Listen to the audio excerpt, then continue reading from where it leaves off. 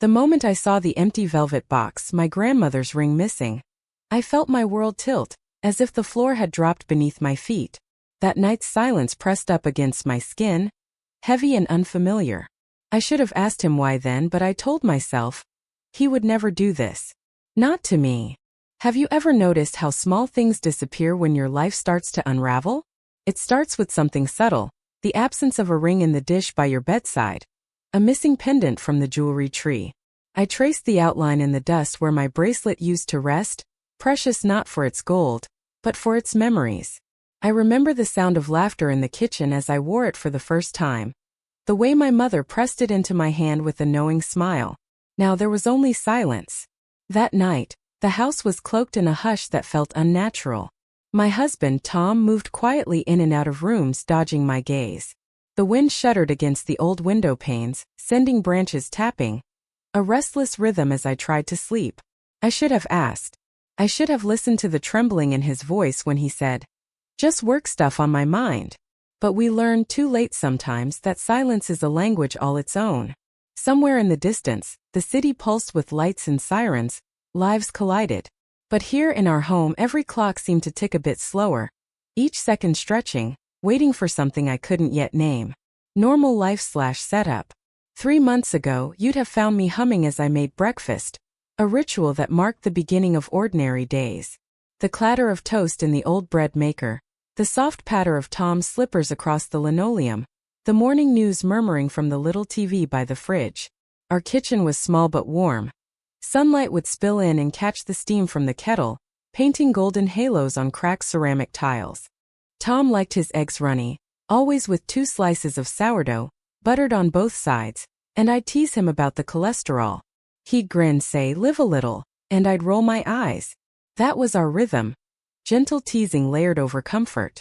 Our daughter, Grace, was halfway across the country, building her life in a city I'd only ever visited for her graduation. She'd call twice a week, voice clear and bright, stories about meetings, new friends, the tiny studio apartment with creaky floors and optimistic paint. Sometimes she'd ask, "How's Dad?" And I'd answer, "Busy. Stressed, but he says hello."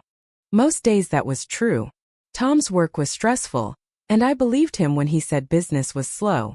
He'd linger in his home office after dinner, documents scattered, phone pressed to his ear, eyes clouded with worry. Sometimes I'd bring in tea, set it quietly beside piles of invoices and folders marked urgent. He'd smile, tired. "Thank you, love." And I'd squeeze his shoulder, let him write, let him brood in private. Marriage, after 22 years, finds its patterns, gentle, patient, sometimes complacent. We were never extravagant people. My jewelry was mostly sentimental. Small gifts inherited over birthdays, anniversaries, 1 strand of pearls from my wedding, a delicate bracelet from my mother. I wore them for comfort more than vanity, each one a piece of my story. There was nothing in those days to suggest a storm brewing. Tom was distracted, yes, but he'd always come home. We'd eat together, watch reruns of old detective shows, share small jokes about impossible plot twists. But I was starting to notice tiny ripples, slight changes in tone, in rhythm. He was restless, phone always closed, tapping out replies even at the table. I tried not to mind it. We all get busy, I told myself. In the evenings, I'd sit in the living room with my embroidery and the soft swirl of mint tea. Silence threaded with the hum of Tom's voice in the next room. Sometimes he was gentle with me and sometimes distant, preoccupied. I excused it as stress. Looking back, I wonder how much I ignored on purpose. The first clue/suspicion. It started with a late-night phone call. I woke to the glow of Tom's screen casting shadows across the sheets. He whispered harshly, voice low, too urgent for an innocent work call. I pretended to sleep, the scent of his cologne sharp in the air, but my heart thumped with questions. He ended the call, sighed, tiptoed out of the bedroom. The next morning I found my jewelry box open. A habit I never broke, closing it each night, locking away memories. My grandmother's ring, the slim gold band with a tiny emerald, was gone. I asked Tom casually, "Have you seen my ring?" He barely looked up, just mumbled, "Maybe it's in the bathroom," and went back to his emails. In my gut, something twisted. I searched everywhere, beneath towels and pockets, even inside the dusty corners of our closet. Nothing. I knew that ring was more than a trinket. It was steady comfort, a reminder of childhood stories. I tried to dismiss my worry. People misplace things. But soon more pieces vanished. My pearl necklace, then the silver bangle from my graduation, then the little heart-shaped locket I wore every Sunday. Each time I asked, Tom's answer slipped by too quickly. Check the laundry. You probably left it in Grace's room. Maybe it's fallen behind the dresser. His tone wasn't angry, just hurried, forced, casual. I started to watch him more closely. He left for work earlier, came home late, and sometimes skipped dinner. When he was home, he was online. 1,000 little notifications lighting up his phone. Once, as I passed his office, I saw him typing frantically. The screen flickered with Facebook Messenger. A conversation I couldn't quite read. He snapped the laptop shut before I could look closer. Just sorting out some work stuff, he said, forcing a quick grin. The next day, the house felt colder. I made soup, his favorite, and set the table. He barely touched it, eyes darting to his phone between spoonfuls. I wanted to ask him directly, but my voice faltered. Instead, I searched the house. Each drawer, each nook with a memory tucked away, revealed another absence. The jewelry was gone, and so was something essential in our marriage. A comfort, a trust, a small daily warmth that I hadn't noticed fading. Days blurred into each other. I tried not to make accusations. Tried instead to fill the space between us with gestures, small tokens of forgiveness I hadn't consciously offered. I baked his favorite lemon loaf on Saturday, left a slice on his desk as he worked. He murmured thanks without looking up. But every time I looked in the mirror, I saw loss. My jewelry was gone, yes, but so was the sparkle in my eyes, the certainty that my home was safe. I found myself checking behind cushions, inside old purses, as if memory alone could conjure back what I'd lost. I confided in my friend Helen, over coffee one afternoon. She noticed the absence. A bare wrist where my bracelet had always sat. I tried to laugh it off and said, "Getting forgetful in my old age." She watched me with quiet concern. "You sure Tom isn't? Maybe he's in trouble?" Her words fell heavy. Trouble? Tom wasn't reckless. He was measured, almost boring in his practicality. But the shadow in my marriage had grown too large to ignore. That week, Grace called. Her voice bubbled with stories of office politics and city life, then softened. "Mom? Is Dad okay? He sounds weird on text. Sort of distant." I wanted to protect her from worry, so I lied. "He's just tired. Work's been rough." She didn't push, but I felt her doubt linger between us. The next clue was a bank notification. A message about a withdrawal I didn't recognize. Jewelry store. I stared at the line item until the numbers blurred. The pieces weren't just missing, they'd been sold. I went to Tom with trembling hands, laid the statement on the kitchen counter. "Did you need to pawn my jewelry?" My voice was softer than I intended. He looked up, feigning surprise. "Oh, I meant to tell you, there was an emergency at work. Payroll issues. I'll buy it all back, I promise. Just a short loan, honey." His words poured out in practice waves, reassuring, deliberate. Something in his eyes, a glimmer of guilt, told me I was being managed, pacified. I nodded, heart pounding. Okay. What else could I say? The discovery/betrayal. The days that followed felt brittle, as if the air itself would crack if I spoke too loudly. Tom was sweeter suddenly, making tea in the evenings, asking about my book club, holding my hand during walks. He overcompensated, and the warmth felt false. I couldn't sleep. Nights stretched unbearably long. Sometimes I'd hear Tom murmuring in the hallway, his voice low, words urgent. Once, when I rose for water, I caught him on the phone whispering, "What if she finds out?" My stomach sank. On a Sunday morning, I was folding laundry when my phone pinged with a Facebook notification. Helen had tagged me in a photo. Her new garden. As I scrolled, another post caught my eye. A woman's face, unfamiliar, smiling, captioned, "Thanks for the beautiful necklace, Tom. You're amazing." My heart hammered. Tom's account tagged. I sat down hard on the couch, the room spinning. Other posts followed. A bracelet I recognized, a string of photos, all with comments from this woman, Laura. My jewelry in her hands, her words laced with grateful affection. "Can't wait to see you again, Tom." Comments beneath it. Flirty emojis, heart icons. The world seemed to shrink to the size of my screen. Confusion warred with rage. I clicked through Lara's profile, scrolling past selfies and beach shots, photos tagged with Tom from work gatherings. November, December, January, months I'd spent worrying about money, about his health, his absences. A message notification blinked. Helen, are you okay? I didn't want you to see it like this. I put my phone down, hands shaking. It was as if every small loss, the ring, the necklace, the missed dinners, converged into one shattering truth. Tom had taken my memories and given them away. I waited for him to come home, the minutes dragging by. When he walked through the door, I saw him differently. Shoulders hunched, guilt and panic flickering behind his attempts at normalcy. Tom. My voice was steadier than I felt. Who is she? He blanched, mouth opening, closing, searching for a lie, but the truth was written all over his face. That's Lara, he managed, voice almost pleading. She's just someone from work.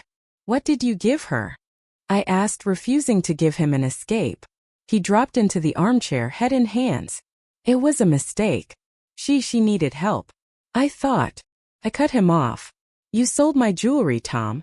You gave her my mother's bracelet. I named each piece each day, voice trembling but clear. He didn't deny it. Tears welled in my eyes, not from weakness, but from the ache of betrayal, 22 years buried under a pile of lies. He whispered, I'm sorry. I lost control. It was stupid, it meant nothing. But the evidence was there, glittering on someone else's Facebook feed. We sat in silence, the only sound the distant hum of a neighbor's lawnmower. The echo of everything lost and unsaid. After the confrontation, the world seemed quieter and yet more brittle. I moved through the house in a daze, setting down mugs, folding towels, tending to ordinary chores with robotic motion. But inside I was seething. I felt exposed, humiliated. The betrayal, public and undeniable, grew heavier with every notification on my phone. Friends, coworkers, even distant relatives began to see the evidence splashed across Facebook. Lara hadn't hidden her posts, and Tom's name was tagged in every one, messages visible to all. There was no way to contain it. The damage was spreading, every ping of my phone a fresh bruise. When the pain threatened to swallow me, I turned to action. Not the kind of wild, dramatic revenge found in trashy novels, but something else, slower, deliberate, and rooted in dignity. I needed to reclaim my voice. I started with small steps. I reached out to Helen, whose steady presence anchored me through each wave of anger and despair. She came over one rainy Thursday, arms full of groceries and laughter. We cooked together, her stirring me, chopping onions, letting the harsh sting sweep away some of my tears. She told me that I wasn't alone. That betrayal didn't define me. Days later I contacted Grace. I considered the consequences, how much to tell her, how much to shield. When she answered my call, her voice was full of love and concern. Mom? You sound tired. Is everything all right? I almost lied again. But I wouldn't let silence and shame win. I told her the truth in measured, careful words. A story of loss and betrayal, of forgiveness too soon granted, and wounds still raw. She was quiet on the line. Then her voice hardened with fierce protectiveness. Mom, you deserve better than this. What do you want to do? It was the first time anyone had asked me that. What did I want? Not just survival, not just hiding. I wanted him to understand what he'd done. I wanted to feel strong in my own home again. I made a list of every piece of jewelry missing, every sentimental item, and sent Tom a message laying out the value, monetary and emotional. I requested he retrieve or repay each one. I demanded transparency. He replied with apologies and fumbling promises, but I held my ground. Next, I blocked Lara on social media, deleted her comments, and disengaged from the online drama. There was no satisfaction in scrolling through their messages, only pain. I had to choose where my energy would go. Tom tried to make amends. He canceled evenings out. He started cooking dinner and attempted friendly conversation. At first, I let him try, knowing it was motivated more by guilt than true understanding. I agreed to speak with him, but only when I was ready. When the chance came, one rainy Saturday, I sat with Tom at the kitchen table. He looked older, lines in his face deeper than I remembered. I need you to listen, I said. Not defend, not explain. Just listen. He nodded, silent. I built this life with you, piece by piece. Every time you sold or gave away something of mine, it was as if you were unbuilding it from the inside out. I felt betrayed by the one person who promised to protect me. I don't care what story you told yourself. You stole from me. You lied. You humiliated me. His eyes watered. I'm sorry. I don't expect forgiveness. I shook my head. That's not what I need right now. I need honesty and I need respect. He listened for once without interruption. When he tried to reach for my hand, I drew back, letting space speak its own truth. It was the start of real change, of painful growth. I decided not to rush forgiveness if it ever came. I set boundaries. No money shared without my approval, all passwords changed, separate bank accounts. I told him we would need time and possibly counseling if there was any future left. The public consequence. The news of Tom's affair spread quietly, like spilled ink over a blotter. The family began to call, not with condemnation but concern. His sisters asked if I was all right. Colleagues offered hushed sympathies. I wasn't vindictive in my responses. Dignity mattered more than drama, but I refused to downplay what had happened. Tom faced his own consequences. He was spoken to by his boss. Somehow Lara's posts reached the HR department. Work became tense for him, and as his connections in our small town learned of his indiscretion, he withdrew further. I didn't gloat, but I never shielded him. When people asked why my jewelry was gone, I told the truth. It felt like reclaiming power a piece at a time. Through it all, my main concern was Grace. Her heartbreak was sharper than my own, watching her father fall from the pedestal of childhood. But she grew stronger, more adult, and our bond deepened over shared sorrow. One afternoon, I walked past the bakery where neighbors gathered. I felt eyes on me. Curiosity, pity, concern. Sometimes a friend would squeeze my hand or offer a word of support. Other times I sensed judgment. But I held my head high, determined not to live in shame. Tom began attending counseling both alone and with me. The first sessions were rough, full of blame and defense. But gradually the walls dropped. He confronted his own hurt, his reasons, his regrets. I learned not to be responsible for his healing, focusing instead on mine. Over months, the affair faded from the community buzz. People moved on, but the lesson remained. What's done in darkness finds its way to the light. Time softens the harshest edges, though scars remain. Autumn slipped quietly into winter, and with each passing week, my grief became less raw and more reflective. A slow stitching together of broken pieces.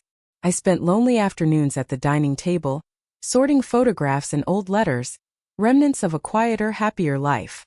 Memories surfaced, my mother's laughter, Grace's tiny hands clutching my necklace, Tom's younger face radiant at our wedding.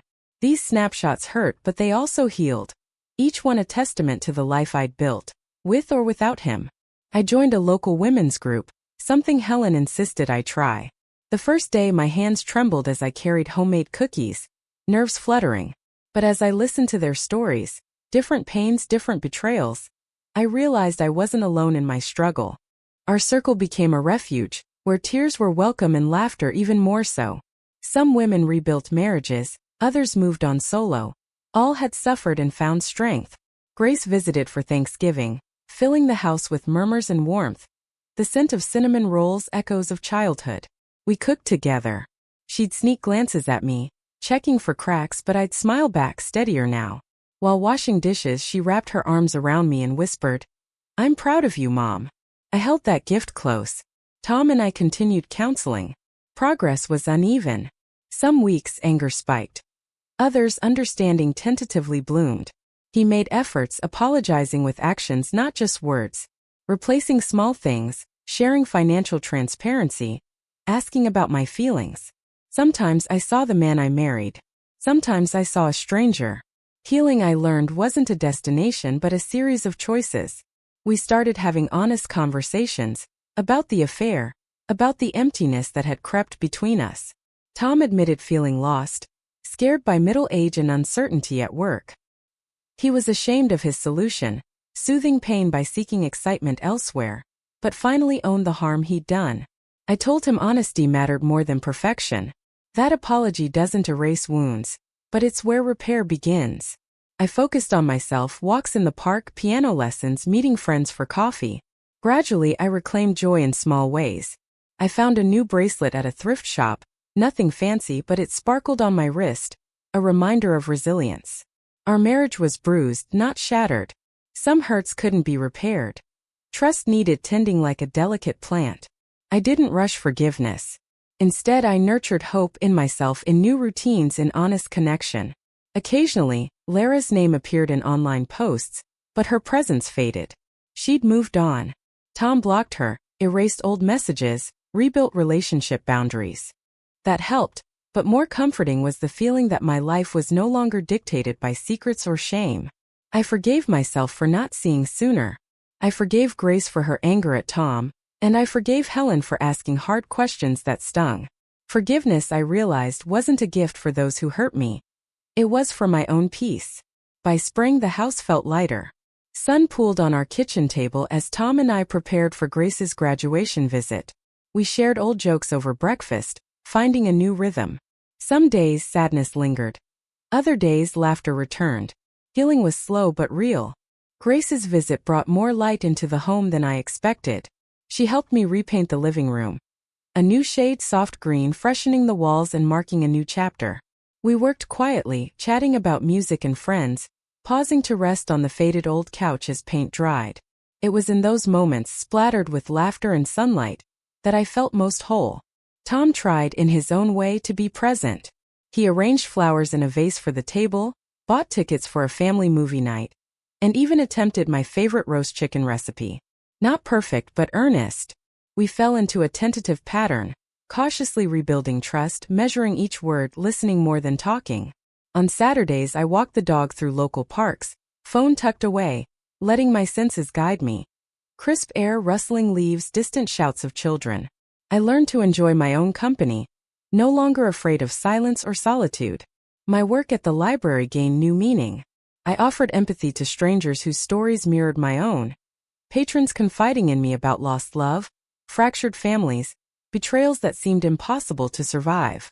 I shared advice I believed, not just words I'd memorized from self-help books. Take your time. Trust your instincts. You're stronger than you know. Helen encouraged me to start a journal. At first, the words came haltingly, as if digging them up would hurt more than heal.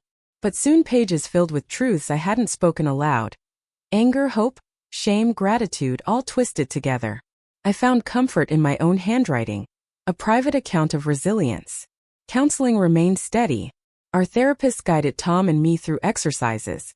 Apologies given and received, boundaries redrawn, plans set for rebuilding respect. She told us healing wouldn't make us forget, but it would help us forgive. Some sessions ended in tears, some in laughter. We took it one step at a time. Through it all, I realized that my forgiveness was not for Tom alone. It was for myself, for the years spent doubting, for the warmth I'd allowed to fade. The marriage we built would never be the same, but it could be honest, a foundation for new trust. Social circles shifted. Some friends drifted away, unable to navigate the discomfort of our story. Others, like Helen, stood closer, anchors in the storm. Community gossip faded.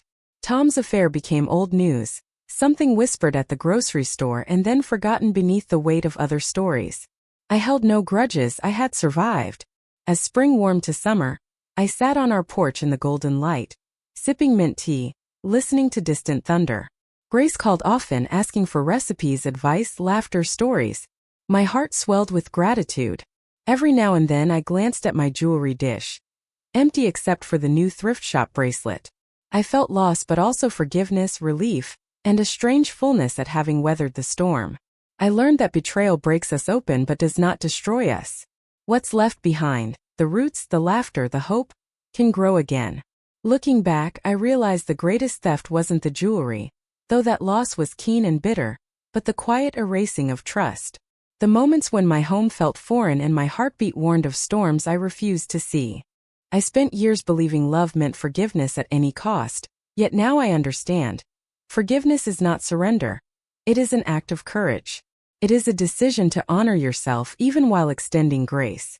There are days when I still mourn. A ring glimpsed in a photograph, the memory of Tom's laugh before the world changed. But there are many more days when I celebrate, not just survival but growth. My story is marked by small victories, boundary setting, honest words, the slow return of laughter in my home. I forgive not because he asked but because I deserve peace. I heal, not for him but so grace can see strength even in softness. My home is quieter now, but it is full. I found myself at the edge of heartbreak, and instead of stepping away, I faced it.